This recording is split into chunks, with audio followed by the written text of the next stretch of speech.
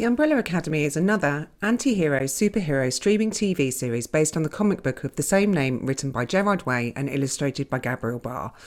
I hope I pronounced that right. It was created for Netflix by Steve Blackman and developed by Jeremy Slater. It revolves around a dysfunctional family of adopted sibling superheroes who reunite to solve the mystery of their father's death and an imminent apocalypse.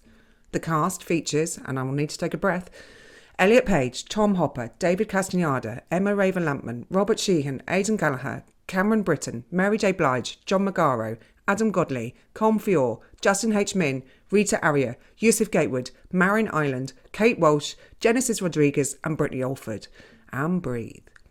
The adaptation began development as a film optioned by Universal Pictures. It was officially greenlit by Netflix in July 2017. The series is filmed in Toronto and Hamilton, Ontario. We are now up to Series 3, which streamed on the 22nd of June, 2022. What do you think? Well, Season 3 split the fans again. There's something of a flood of these around at the moment, with a pretty positive review from critics at 90% and an underwhelming 61% from the fans. There is some controversy surrounding the actor Elliot Page, who now introduces the character Victor Hargreaves, having formerly been Vanya Hargreaves. Reading through some of the fan commentary, I'm not sure I blame them for being a bit miffed. After all, this is acting, being achieved by actors. Why did the character have to change? If Shakespeare can stick a man who plays a female character in a dress and make it believable, why can't Elliot act as a female character? This is acting. All that aside, what did I like? I love the opening dance fight sequence with Footloose being a part of this midlife nerded's childhood. I also love the murder of crows, and I thought the multiverse aspect was done a lot better than Doctor Strange 2.